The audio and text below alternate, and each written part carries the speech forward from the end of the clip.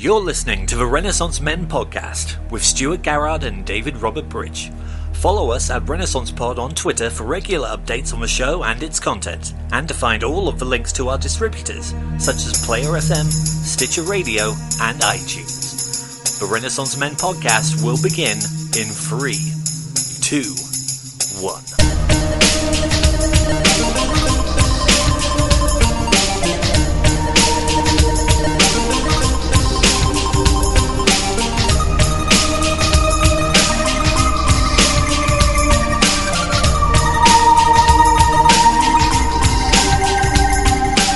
Good evening and welcome to the Renaissance Men podcast, episode 18, for Thursday, the 11th of December 2014. My name is Stuart Skinbear Garrard and I'm joined as always by my co-host, David Robert Bridge. DRB, how are you, mate? Woo! Yes, thank you. How are you, son? Yes. You alright? Not too bad, a little bit older than when we last spoke. Aren't we just? Do you feel any wiser? I don't think I do. Oh, no. Oh, no. Just to start, I have to apologise to the listeners. I am feeling, or maybe sounding particularly huskier than usual. But and I haven't been well this week, which is why we're recording on a Thursday. I shall get into that in more detail when we go on about what's been happening in our lives. But needless to say, I'm here and I'm ready to go. But if I do turn you on, I make no apologies for that. With my husky, brooding voice. So we are the Renaissance Men. This is the Renaissance Men podcast, and we are, as always, available through iTunes, Stitcher, and Player FM. If you want to catch us on Twitter, we are at Renaissance Pod. You can catch me at Skinbear, and you can catch DRB at DavidBridge1985. If you want to email us, you can do so at the renaissancemenpodcast at gmail.com. And we also have a Facebook page, which is facebook.com/The Renaissance Men Podcast. So many avenues to contact us on the internets. There you are. So DRB, we haven't spoken for quite a while, and we've both, like you say, grown a little older, grown a little wiser since we last spoke. So, how was your birthday, mate? How was your birthday? Yeah, not too bad, man. That was Sunday. 29 now, and counting. Oh dear, the big 3-0 next year, man. Yeah, I suppose so. I don't know if I'm going to do anything special for that, but... do you know what? I don't feel any different. No, I never do either. My big 30th, well, I didn't really do anything, to be honest. Nothing particularly special that I can remember. Anyway, but yes, I'm dreading 40 more than 30. Yeah, I don't know really, because 40 just seems a bit of a... You're not a child anymore. Well, no. I mean, I could argue you're not now. But, a man-child. But there you go. Yes. My birthday was the 29th of November, so it was the Saturday before DRB's. And I struggled there for a sec. What did we do? Well, my lovely wife got me a Nintendo 64, which I'm going to talk about later. Oh, yes. Oh, she, bless her. She did the big ruse on me, trying to fake me out and say that she'd purchased me a watch for my birthday. She was under the impression that I had guessed what she was going to get me for my birthday, and I had a good inkling that she may get me an N64, but she tried to out-fake me and say that I got a watch, which I had to feign excitement for. But no, on the big day, she produced the goods. She done the swerve on me, to use a wrestling term, and I got the N64. And I was a quiet part of it. So I hear. You conniving schemers, weren't you? Bless you. Well, question is, do you like it? I do. I haven't really had much of it. Unfortunately, I haven't had much of a chance to play on it yet. But what I have played has been good. I have never had an N64, so I can't really compare it to some halcyon days in my youth when I used to play it, but I'm enjoying it so far. I got it with Mario 64 and Zelda, Ocarina of Time. But I shall discuss that later on in the show. So there we are. I mean, I went to Centre Parks as well. Had a great week there. Got sick, unfortunately, on the Thursday. We were there from the Monday to the Friday. So yeah, it was out in the woods amongst the wildlife. It was amazing. We woke up and there was actual little deers outside the window. Amazing. I saw the picture on Twitter. Amazing. It was weird. It was. We got attacked by ducks every morning because they were obviously after some kind of scraps of food, but we had none, so those little fuckers could go piss off. But it was lovely. Did some awesome activities, and the weather was okay-ish. I went to my first Panto DRB. Ooh. Yes. Admittedly, it was aimed at small children, which I'm guessing most Pantos are. Yeah, mostly, but they usually have like a wink and a nod to the adults. That's what I've been told, and this one didn't have many adult jokes. I don't mean adult jokes as in blue jokes, but you know what I mean, jokes. No, and yeah, I know. So it was an interesting experience. I shall go again. I'll give it culture that. references that only grown-ups will get. Yes. But with this one, it was more Frozen songs and all this kind of business, really tailored to kids. But I've never seen that. Yeah, that's another debate. I would have. It's all right. It's not the best Disney film of the past few years, but that's another debate altogether. Let's get the show going, shall we? Should we get into the news? Yes. Join us after the break, and we shall break down this week's hot news items. So join us after this.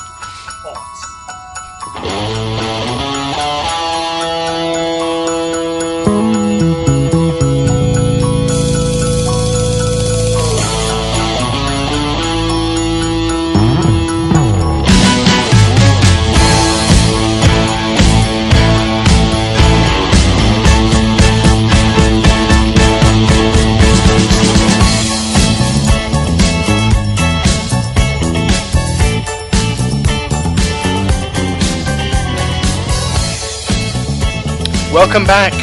This is the news. So here we are, DRB. It's our news roundup, our traditional weekly news roundup. We're going to start, as we always do, with some Premier League results from the past weekend. So I'm just going to run through the classified results from this past weekend. So we had Man City 1, Everton 0, Tottenham 0, Crystal Palace 0, Stoke 3, Arsenal 2. Surprise win there for Stoke. QPR 2, Burnley 0. Liverpool 0, Sunderland 0. Hull 0, West Brom 0. Newcastle 2, Chelsea 1. I would say the standout result of the weekend. Well, Newcastle continue on their merry way, don't they? Don't they just? On Sunday, we had Aston Villa 2, Leicester 1. West Ham 3, Swansea 1. So West Ham, again, continuing apace, now up to 4th, I believe. Or they were 3rd, but I think they're now 4th. And on Monday night, we had Southampton 1, Manchester United 2. Yeah, that's 3 losses on the trot for Southampton against big teams. So, I mean, okay, it's Man City, Arsenal, Man United. Yeah. But you need to beat those teams if you're going to really contend. That is true. I guess now we're coming to that point of the year where it's kind of, the table is beginning to come into some kind of pattern, and the cream is starting to rise, I suppose. Shit's on. Basically. Yes. But it's great to see West Ham in the top 4, I have to say. Yeah, good on them. Southampton are 5th, Manchester United are up to 3rd, Man City 2nd, and 3 points ahead of them are Chelsea. So yeah, I think it's coming down to crunch time, isn't it? The festive fixtures. That's when you get a large number of games over a short period of time. So yeah, it can change very dramatically, very quickly. So it will be interesting to see how that table shapes up into the new year. Liverpool, I guess we should say, out of Europe this week as well. Yeah, and really out of contention in the league, and just this has been my biggest surprise, perhaps, in the sense I really thought they made some shrewd signings over the summer, but for whatever reason, the chemistry's just not right. They can't quite put it together. So the biggest disappointment of the year so far for me is Liverpool, maybe Leicester City as well, because I could have seen them doing something, but again, just haven't put it together. No, not really. Looking at the table, I suppose, disappointments. You could look at Tottenham languishing around 10th, I suppose. They'd be disappointed with that. Everton in 12th as well. They had a good season last season, obviously. So, yeah, I guess, it's like we say, it's that time of year where shit's going to go down and shit's going to shape up. So, yeah. I love festive football, I have to say. I love Boxing Day fixtures and New Year's Eve fixtures, I think it is. I don't know, but this time of year is great. It's cracking for sport in general, isn't it? Really. Yeah. So that's our football roundup. Continue on that theme. It was the FA Cup third round draw on Monday as well. So I just wanted to pick out a few key ties there. I suppose, according to the BBC website, the standout draw really is Arsenal facing Hull in a repeat of the final last season. So that's probably the standout tie. We do have. I just want to mention Colchester United. They're my local team. Also, I live nearer to Ipswich, but I was born and bred up in Colchester. Who have they got? I can't remember now. Look through this long list of. No, it's okay. It's okay. They get Cardiff away. So I think, as with every team in the third round draw, you're hoping for a Premier League side. So I guess Cardiff may be seen as a bit of an anticlimax, but I guess they're still a Championship side, and they were Premier League last year. Exactly. Yeah. So my local club, the closest league club to me, Yeovil. They've got one hell of a tie if they can get past Accrington Stanley. Haven't they just? If they can get past them, they'll host Man United. Yeah, at Jewish Park. That would be quite an occasion. Would you be tempted to go? I don't think you get hold of those tickets for love nor money. To be honest, that's very true, mate. Very true. The diehards will be over. That would be. And you know what? I'd fancy their chances. You never know. I fancy their chances, particularly if Man U put out if they put out a weakened side, but then again, I don't think they've got the numbers of players to put out a weakened side at the moment. With the amount of injuries they've got, who they play is who they play. Yeah, plus not in Europe or in the League Cup, they need to focus on something. Yeah, true. And I would like a nice. Speaking as a Man U fan, I would like a good FA Cup run this season. Like you say, what else have we got? To be honest, so there you go. Just picking out some random ties here: Everton versus West Ham. Leicester, Newcastle. So there are a few all Premier League ties. So there you go. FA Cup. I don't know when they're due to be. Ties to be played on the first week of 3rd or 6th of January. So first week of January. So there you go. Coming soon. So moving on, that's really all our sports roundup. I just wanted to, I do just want to touch one small thing. Okay, DRB. No. Came out today. Formula One news. A little bit of Formula One news. There was some debate up in the air whether or not Jenson Button would be retiring. Sorry, Reed. Out the sport. Yep. But he has indeed been re-signed for McLaren for the 2015 season. Okay. And the man he was competing with for that spot, who was Kevin Magnussen, he will become the test driver, at least for now. Probably take over when Jenson does retire. So yeah, Jenson's still sticking around. So Jenson, where did he come in the championship this year or this season? Oh, the McLaren car wasn't very good, but he didn't do too badly. Off the top of my head, I want to say 7th or something like that. Okay, respectable then. Which is not for what their car was. Yeah, it was actually pretty decent. How old is he? He must be. He's 34, I think. Okay, is that in relative terms? Is that fairly old for a Formula One driver? It's getting up there, but it's not too old. Forgive my ignorance, of course. No, it's fine. I mean, if you put it into perspective, Damon Hill won his title when he was 36. Oh, okay. It's not too. No. Schumacher came and had his comeback run. Of course. In his early 40s. Okay, it wasn't that successful, but he still has time. Was not too old to be in F1. Yeah, plenty. Excellent. Well, good for him. Yeah, nice. He continues next season, so yeah, that's good for him. Yeah, and should make a sick partnership with Fernando Alonso if they can get a half decent car. Yeah, I guess that's the key, isn't it? That's I don't know, 70% of the battle, maybe. yeah, that's probably about what I call it. Yeah. Just some quick, brief film trailer news since we last spoke, DRB. There's been 2 high-profile trailers released. The first, and less important in my eyes, Terminator Genesis trailer. Have you had a chance to see this? No, I haven't. Okay. Are you a fan of the Terminator franchise of films? I don't dislike it. It's okay. fine. No, I think you're kind of on the same page as me there. I'm not a massive fan. I enjoyed Terminator 2. Not so much a fan of the first film. Thought the third was, all the other films have been fairly mediocre. Terminator Genesis looks like it's a strange film from the trailer. It feels like, to start with, it's got Arnold Schwarzenegger back in the titular role of the Terminator. And it looks like it's almost a remake of the first one, from what I can understand. But as is usual for Terminator film, they have played around with time travel and timelines. So it's like a repeat of the first two films condensed all into one film, but with moments slightly changed. So That's a little odd. yeah, lots of similar imagery from 1 and 2. You know, so you've got the T-1000 is in it, an Asian T-1000 for some strange reason. Okay. I don't quite know why that is. I'm not adverse to it, but I just don't understand why that has changed.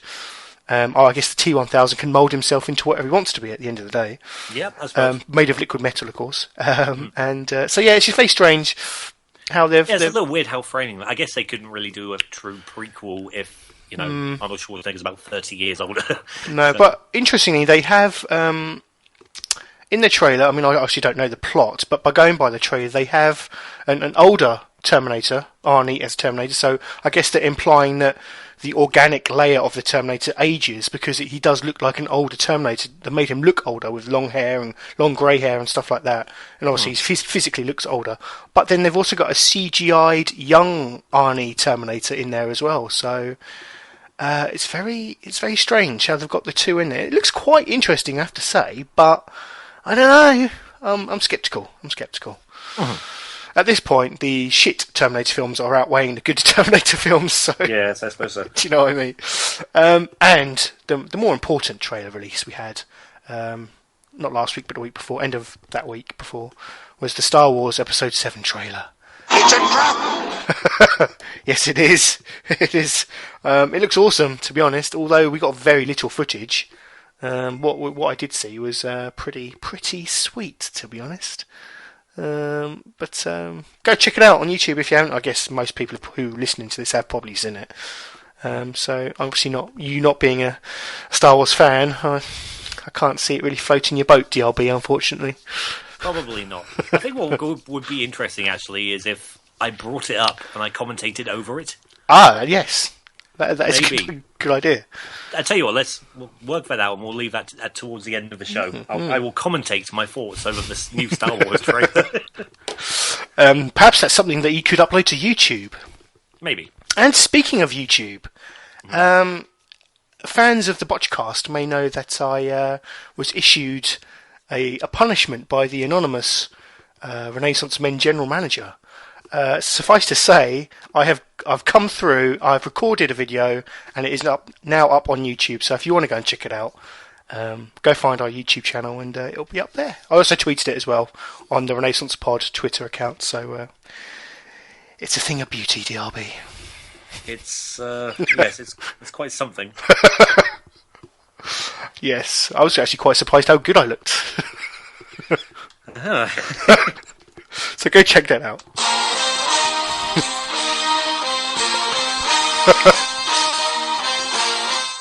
Oh, please don't. I'm struggling to breathe as it is. And finally, on a Star Wars theme, one of our listeners, my good friend Pete Ferguson on YouTube, on Facebook, he forwarded me this video of a chap who, well, take a listen, and we'll come back and I'll just describe what you have just been listening to. Okie doke. Okay, break for audio. Mm-hmm. So that was a young chap, YouTube user by the name of 66 Samus, YouTube and Facebook user 66 Samus, and he was farting the Star Wars Imperial March. Now that DRB is a thing of absolute beauty.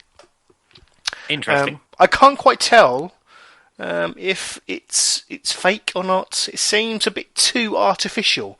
I mean, the tone of his farting is incredible. I don't quite know how you would, adjust and apply that kind of pitch to your trumps. It's incredible. Fair play, 66 Samus. You are a legend in my eyes. Fair enough. Good effort. Good effort. So there you go. That was my final story of the week. Dude who can fart Star Wars Imperial March. Go check out the... I shall tweet the video, the actual YouTube video for you as well, so you don't just get the audio. He sticks the mic almost up his rectum to record this. It's a thing of beauty. So there you go. Good stuff. So that was our news for the week. Join us after this brief interlude, and we are going to come back with a DLB. This is your baby, isn't it? It's your Christmas playlist. Mm-hmm. So join us after this for some amazing tidbits of music from suggested by DLB. So join us after this. Maybe I'll sleep real late. Maybe I'll lose some weight. Maybe I'll clear my junk. Maybe I'll just get drunk on apple wine. Me, I'll be just fine and dandy. Lord, it's like a hard candy Christmas. I'm barely getting through tomorrow, but still I won't let sorrow bring me way down.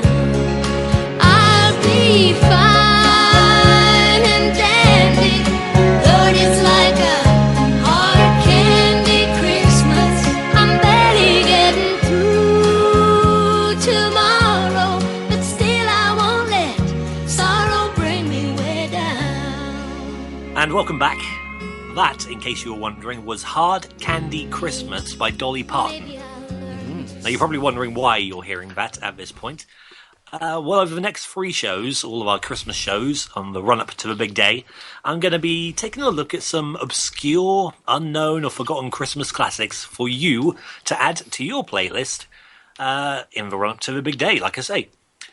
I like it. I like this idea, DB. I like it because we've all heard and probably got sick of the traditional Christmas, festive songs over this time. Sure, of year. the big ones that you hear on every fucking advert Exactly. for a Christmas compilation album.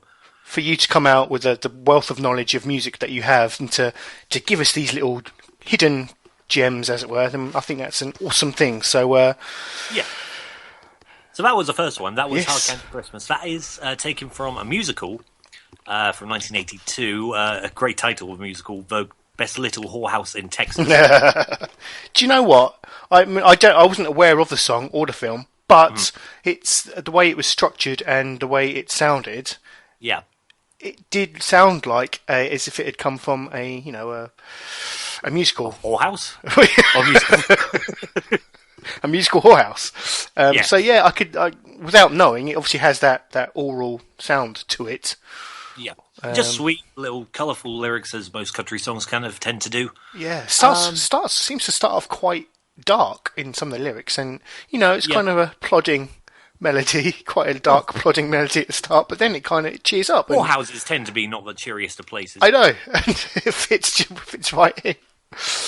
Yeah, so that's like a really cool little ballad that I just like. The next one I'm going to point out is Merry Christmas, I Don't Want to Fight Tonight by the Ramones. Nice. It's pretty typical Ramones standard fare, kind of a 3-chord trick, punk, old school kind of stuff. Yeah, man. But just kind of odd. It's weird to hear the Ramones sing a song like this. Christmas song. Okay, it's kind of in keeping with the punk theme, but it's just really odd. And again, you don't hear it too much, so I thought I'd throw that on there. Should we take a quick listen to that? Please, let's do that. Yeah. Okay, the Ramones, Merry Christmas, I Don't Want to Fight Tonight. Merry Christmas, I don't want to fight tonight with.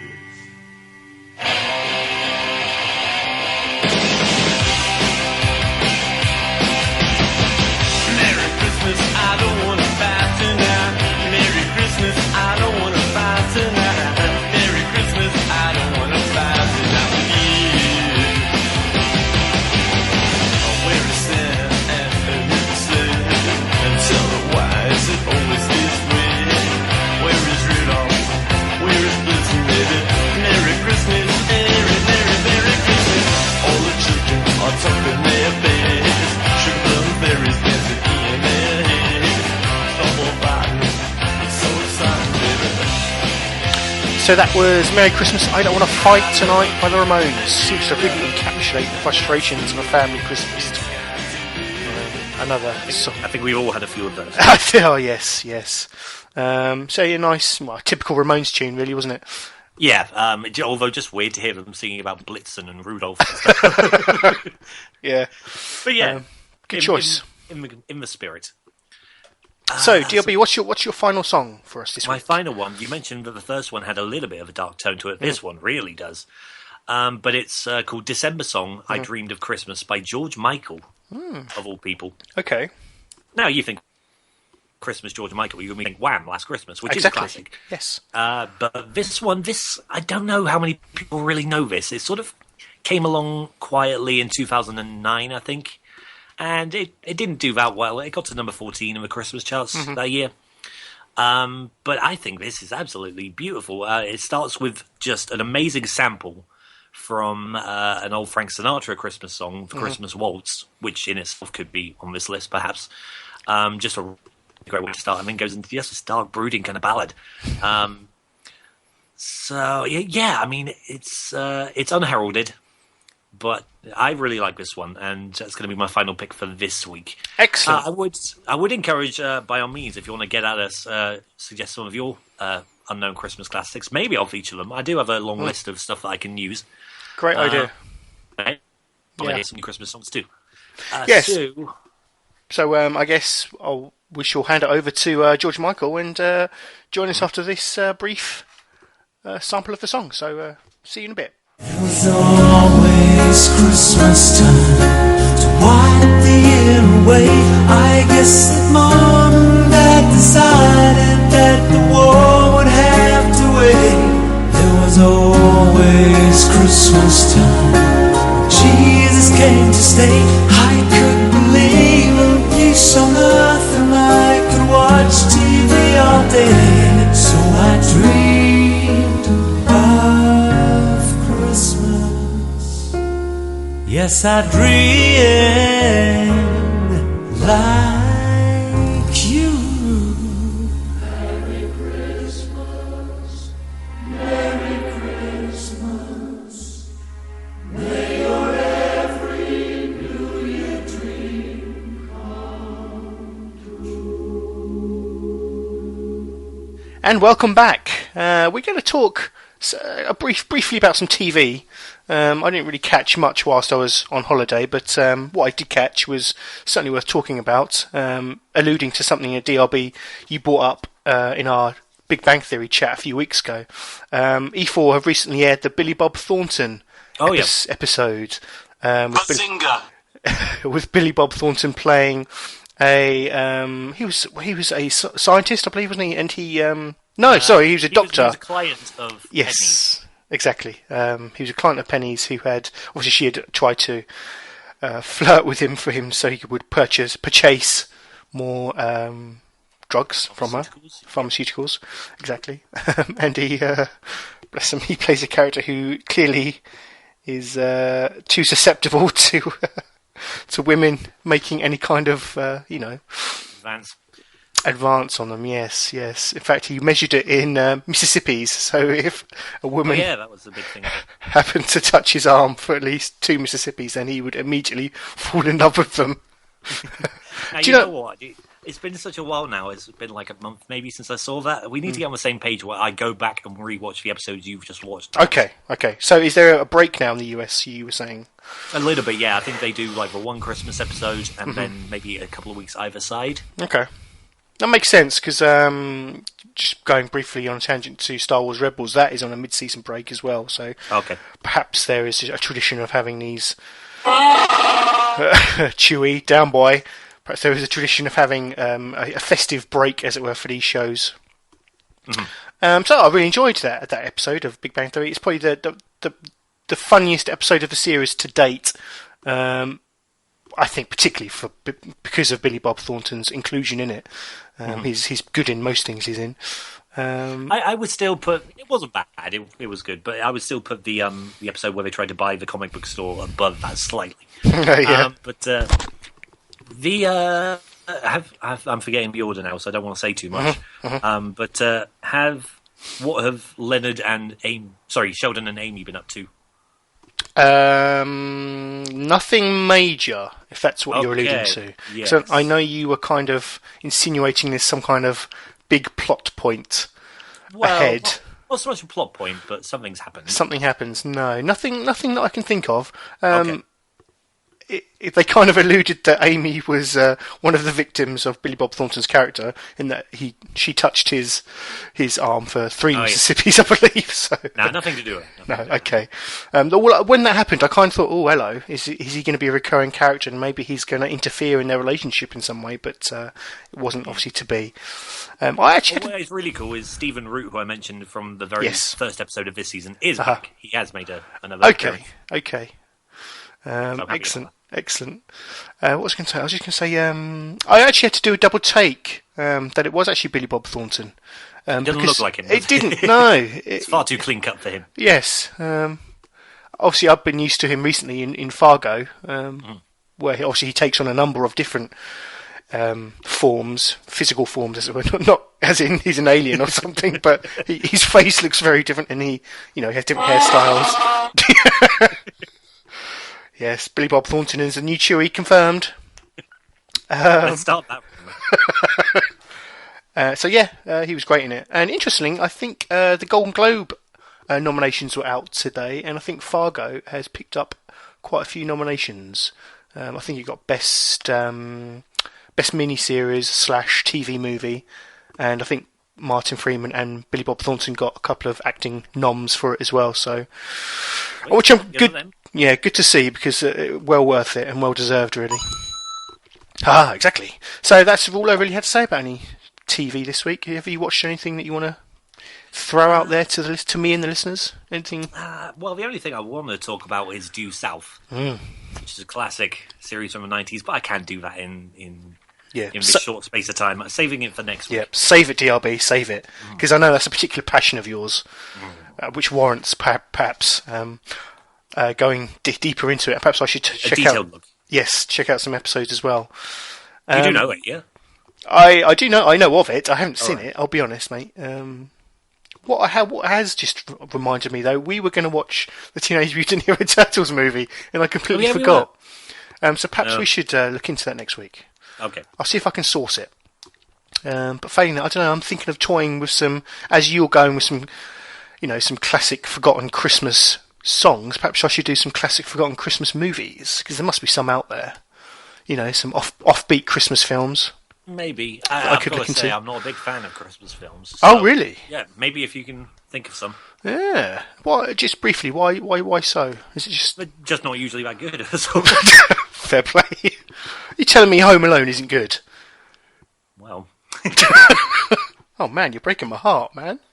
Okay, well, I shall try. I'll try and dig out some offbeat Christmas films, and try and see if I can sway you. Okay. I have my doubts, but what we'll do now is we're going to move on to some gaming chat.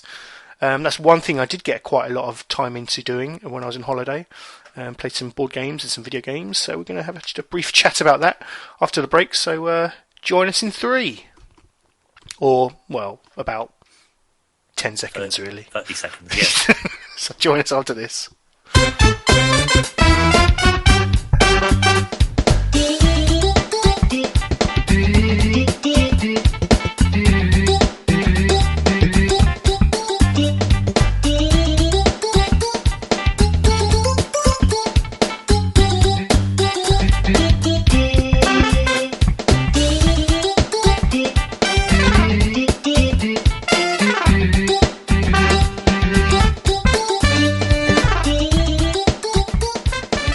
And welcome back. Let's talk some gaming, DRB. Sure.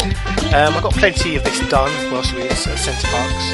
And to start with, I want to talk about my amazing birthday present that Amanda got me. A second-hand, fully boxed N64 from eBay, which also included Super Mario 64 and The Legend of Zelda Ocarina of Time. And also, as 2 added unboxed bonuses, it had Formula 1 Grand Prix, I believe. Oh, yeah. And I remember that. That was good. Some kind of snowboarding game. It wasn't 1080, it was something else. So I've had I'll be honest, I've had a quick go on the Formula 1 game, and it was alright. It wasn't too bad. It wasn't as bad as I was expecting. From what I remember, that was a fairly easy to control kind of F1 game. Most of them aren't. Graphically, looked okay. It was for the time, yeah. Yeah. a bit foggy, as N64 games tended to be, because their draw distances in those kind of games weren't particularly great. But it looks okay. It had all the liveries of the the timings, all the tag heuer stuff that they had at the time, and it looked authentic anyway. 1997. Yes. But enough of that. I want to talk about my first experience with the console. Mm-hmm. And I have a legitimate tech question for either yourself, DLB, or for our listeners to help me with. Okay. I am struggling in a sense figuring out the best way to output this console to my HD TV.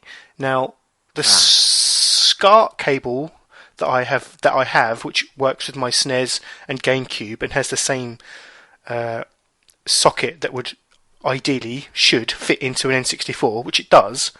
But when I plug that SCART lead from my N64 into my telly, it doesn't actually output a picture.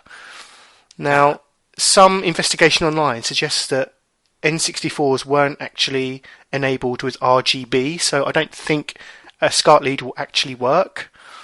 Ooh. Yeah, so I'm just trying to figure out the best method for me to connect that to my HD TV and to get the best picture, really. At the moment, I've gone composite cables, and it's okay, but it's a bit. I think it's just the size of the telly. It's just a bit too big, and everything looks a bit blown out and blurry at the moment, which is a bit disappointing.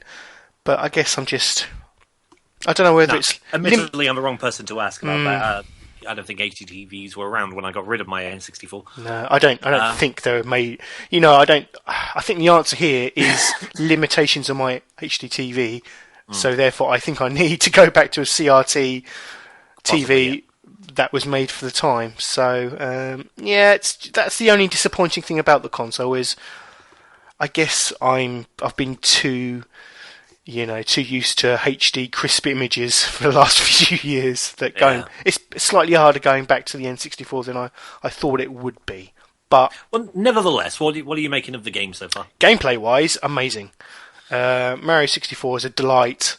Mm-hmm. Which always makes me think of Christmas, because I got on Christmas Day 97 or 8, one or the other. It was around that time, wasn't it? Yeah.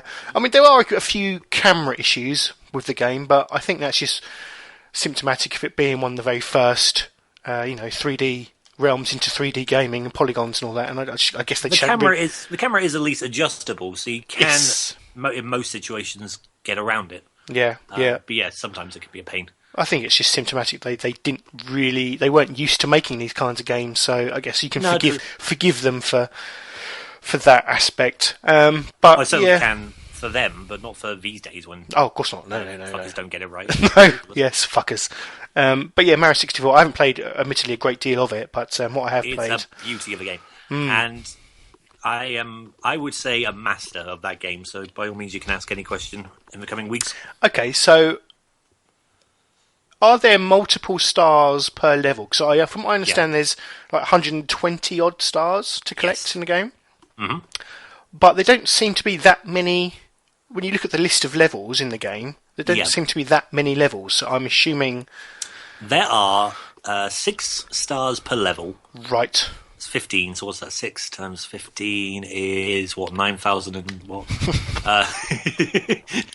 What is that? Was that 90? 90. Calculator. 90. Okay. I'll take your word for it. All of those levels have another star for collecting 100 coins. Right. So that's another 15. Yeah. And then there's another 15 hidden in and around the castle. Right. And what are the red coins for? Do you get a star for that? Yeah, if you get all 8 red coins in a level. Every level will have 8 red coins. If you get them all, you get a star. But that's included in the star count for the level, I guess. Yes. Okay, I get you. Right. So you don't unlock extra levels. In a sense, yes and no. It depends where you are right now. Okay. No, not really.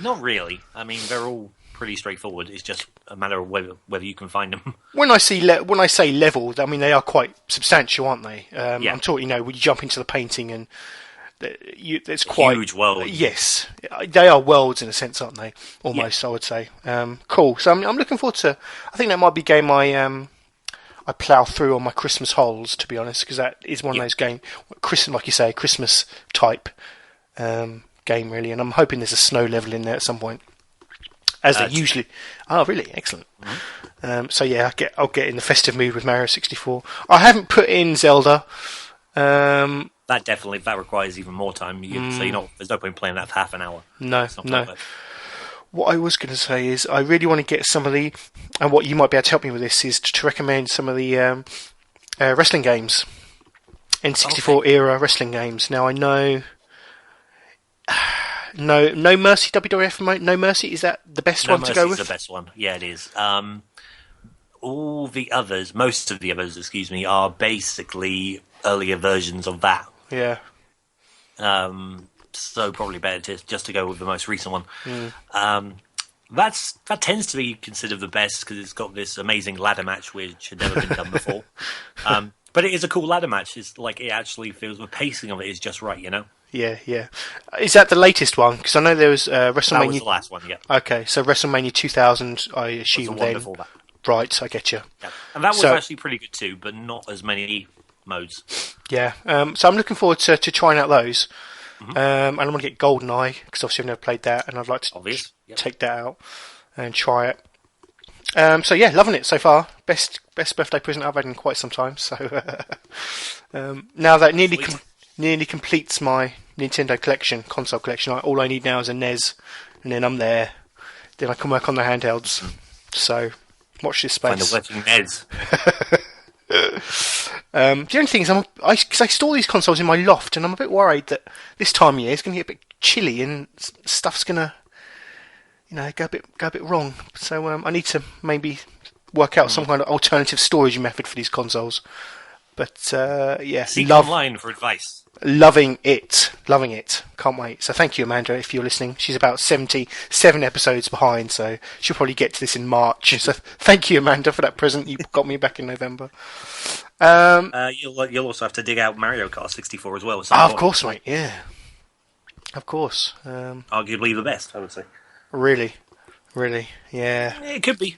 There's a wide range of games, classic games on there that I really need to check out, and I can't wait. There are, but mostly first party.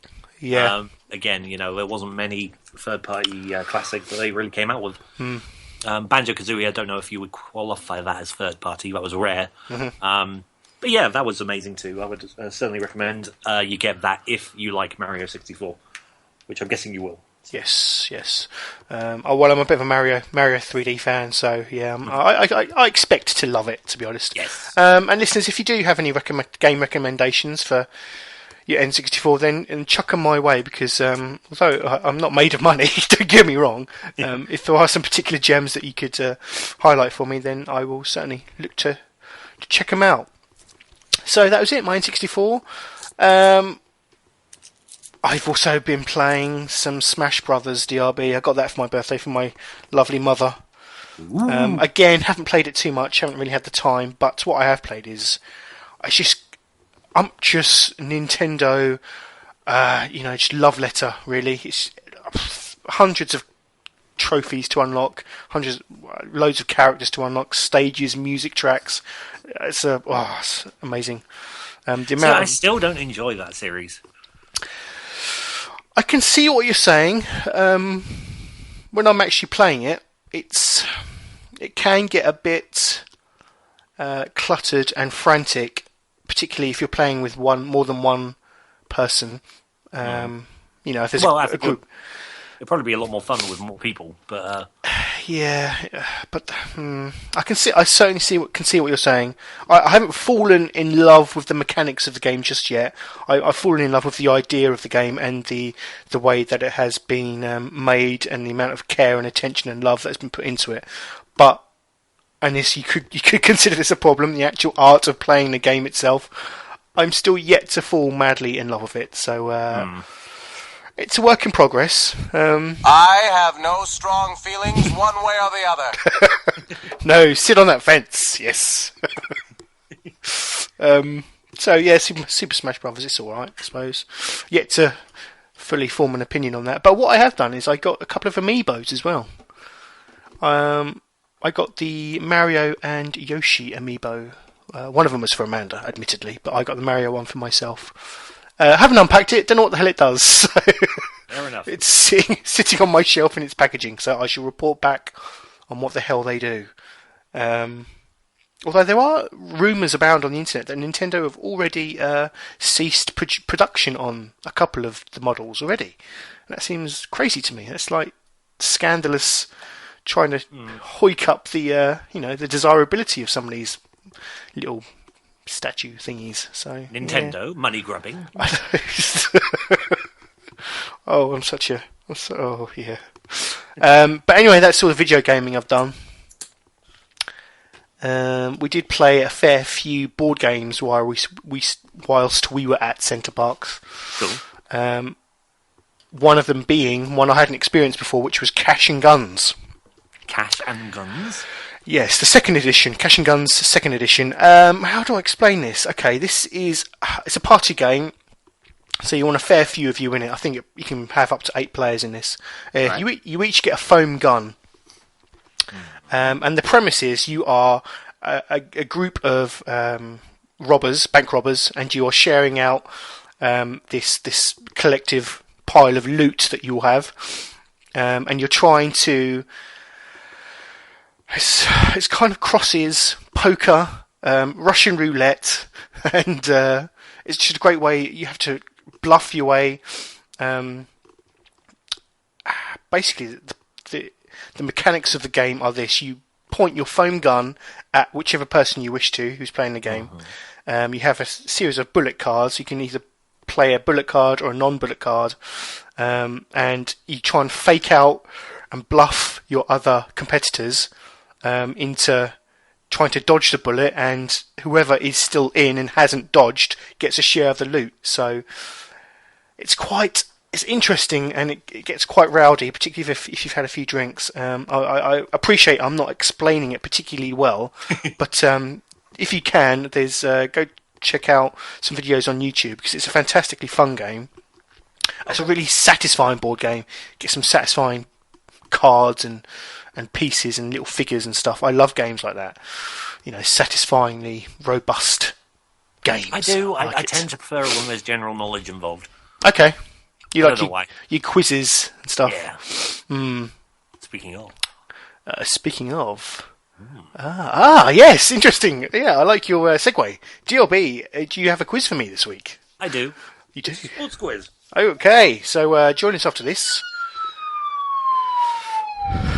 Okay. It wasn't me, I swear. Join us after this, and we will come back with a sports quiz. Me versus sports. Go sports! Sports.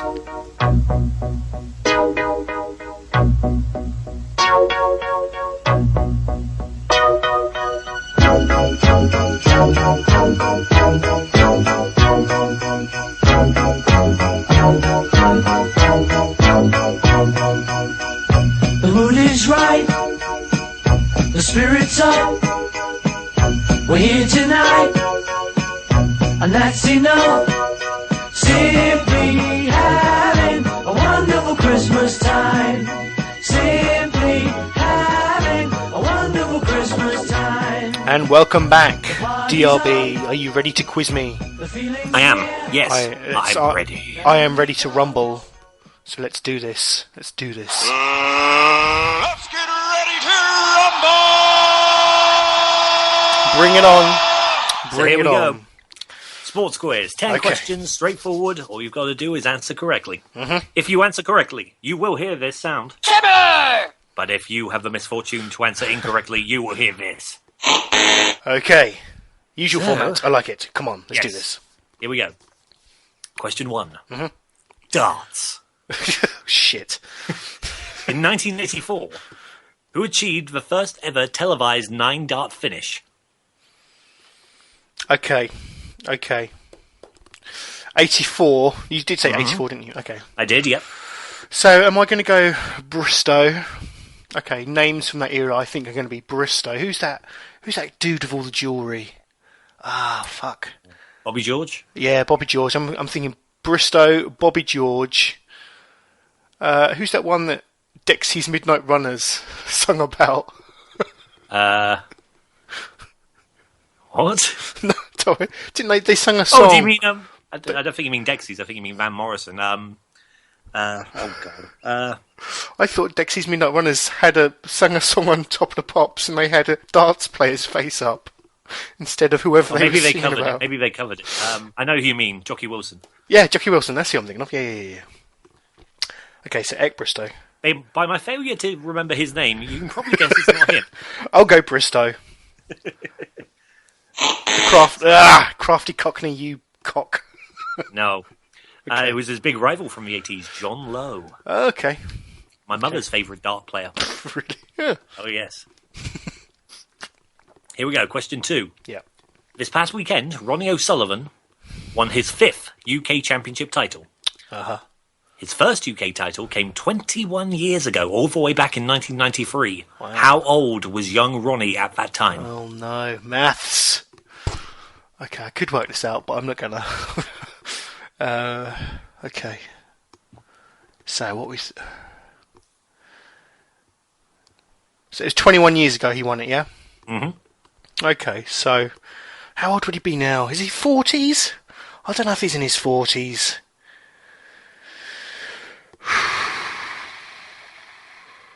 I'll go 19. He was 17. Okay. 17 years, 358 days. Question 3. Yep. Formula 1. Bastard. I will say I was anticipating Paul being with us this evening. True. So the questions could be shared out a little bit. Nevertheless, here we go. Question 3. At which Grand Prix did Lewis Hamilton take his very first Grand Prix victory? So which Grand Prix? You're looking for a country, basically. Yeah. I don't know why, but I have Australia in my mind. I don't know what that is. Is that divine intervention? Or just extreme stupidity? That's all I've got. Oh, no, I mean, you'd assume it's one of the early ones, but I don't know what one of the early races in the year are. Bollocks.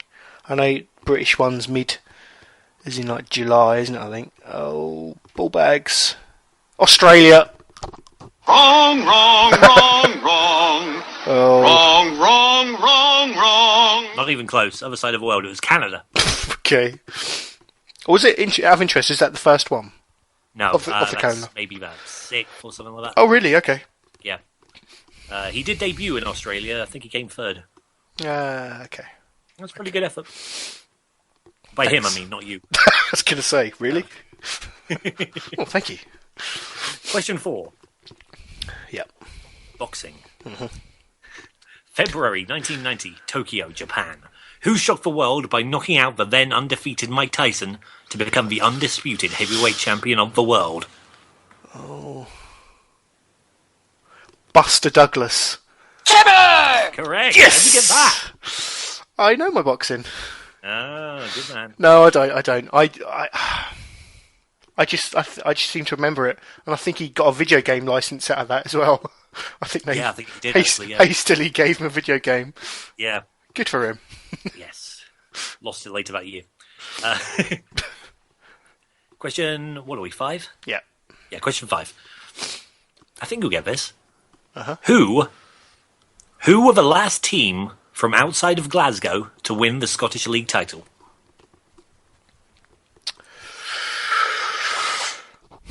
Outside of Glasgow.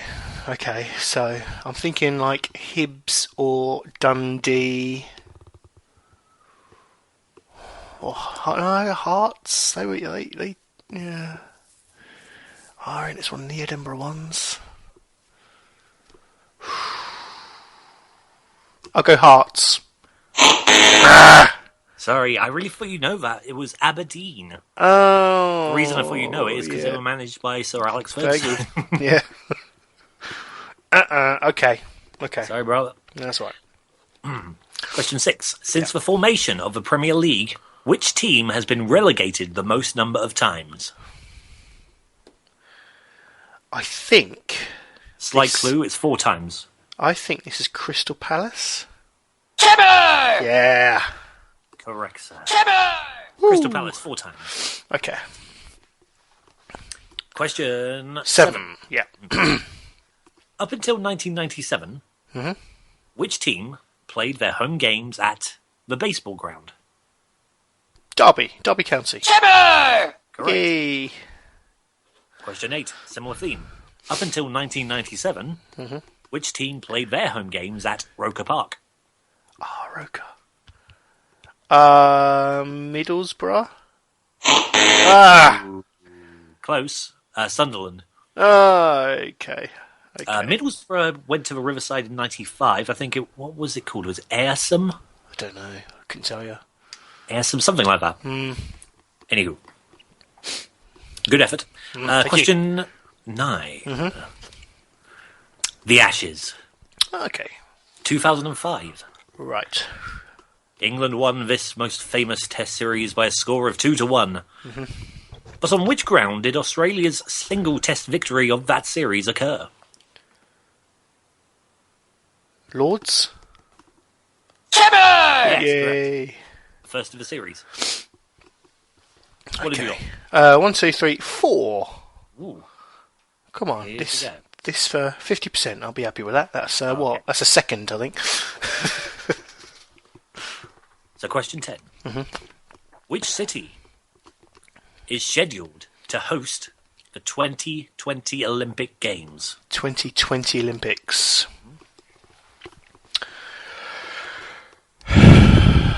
2016 we know is Rio de Janeiro. Yeah.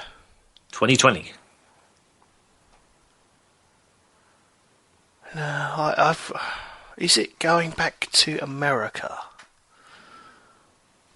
I don't know. I don't know. Am I thinking of the Winter Olympics?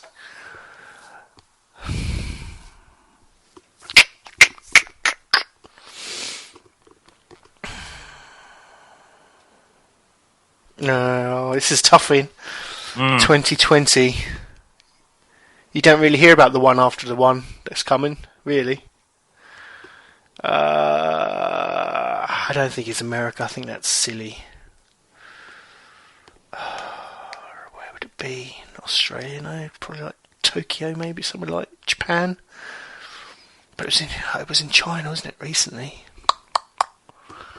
Oh, for the purposes of saving some time, I'll go Tokyo. Timber! No, How the hell did no. Wow. Tokyo, Japan? Thank you. The right answer. Jesus. Wow, well I done. I don't know where that came from. Wow, 5 out of 10. Woohoo! I'm happy Good with man. that. Happy with that. Excellent. Thank you for How that, did you do, DLB. listeners? Let us know. Let us know on the the usual Twitter, email, blah blah blah, Facebook, of course. Now I guess it's that time really for where we come to the show with an elaborate analogy about wrapping things up. Yes. Oh, it's time to close the show. DRB. Well, first it's of been all, it's been a pleasure. shall we just do what we said we were going to do and have me commentate on that silly trailer? Oh, of course. Sorry. Yes. Yes. So how are we going to do this? Are you going to look at? I shall find a link. Okay. Let's Are we see. doing this What should live? I- We're going to do it live. Yeah. May as I well. think. Fuck it, Yeah, yeah. I think it'll be hilarious. Okay. So Star Wars trailer as- 2015. So DLB, just for some context, isn't really a Star Wars fan. So it's going to be interesting to see what he makes of this this trailer. DLB, are you? Have you watched any of the newer films, as it were, the prequels? Not all the way through, no. Okay, that's a good start. Probably telling. So, Right. Pressing play now. Let's have Here a we look. are. DLB commentates Star Wars. I hope I've got the right video. I hate to get trolled right now, or rickrolled. Okay, I'm seeing a desert. There has been an awakening. There's been an awakening, apparently. There's Felt it. Oh, black guy.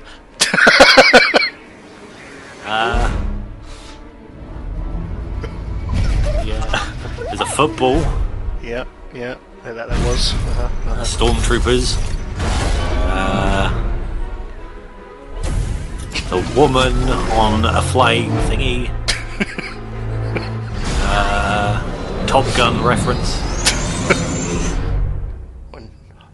Semi-naked. They're in Mordor now.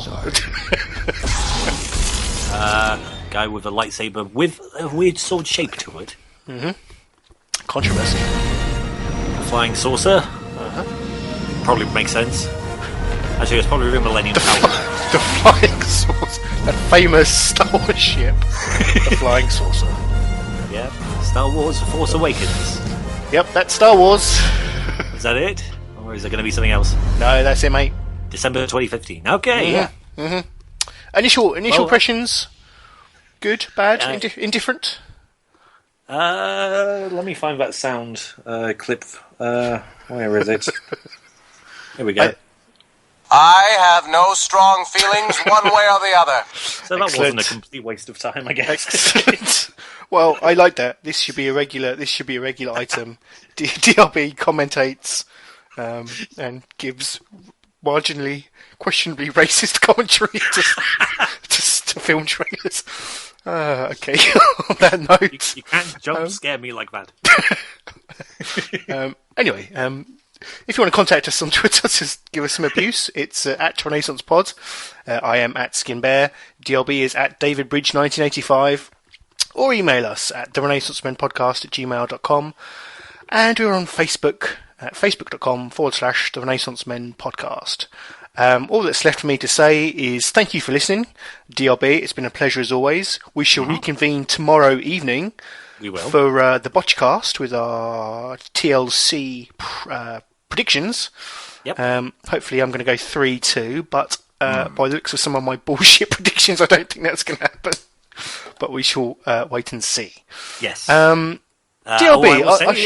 if you enjoyed the show, tell your friends. Yes. Tweet about it. Talk about it. Do it. Leave a review also. Yes, please. Yeah, that would be great. That helps us no end. Still just the 3 iTunes reviews.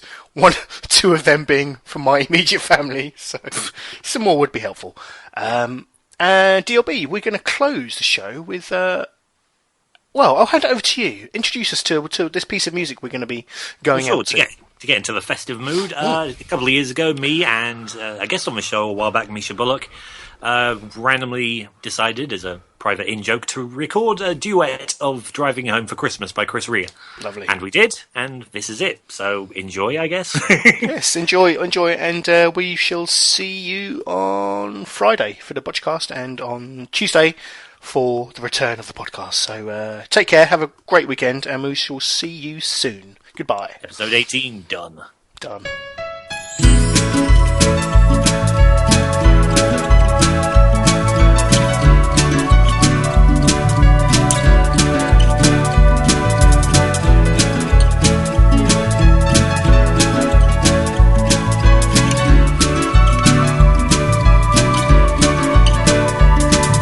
Driving home for Christmas.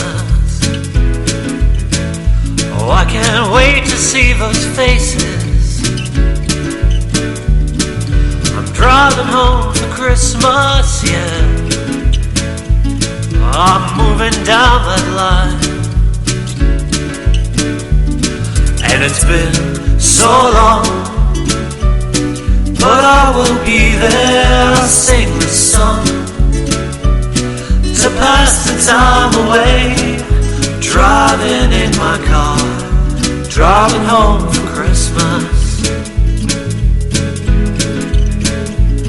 It's gonna take some time, but I'll get there.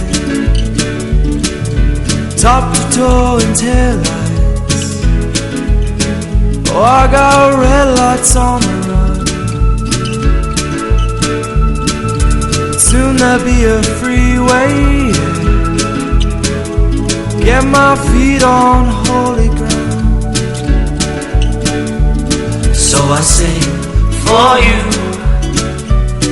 though you can't hear me when I get through, or feel you near me, driving in my car, driving home for Christmas. Driving home for Christmas. with 1,000 memories. I take a look at the driver next to me. He's just the same, just the same.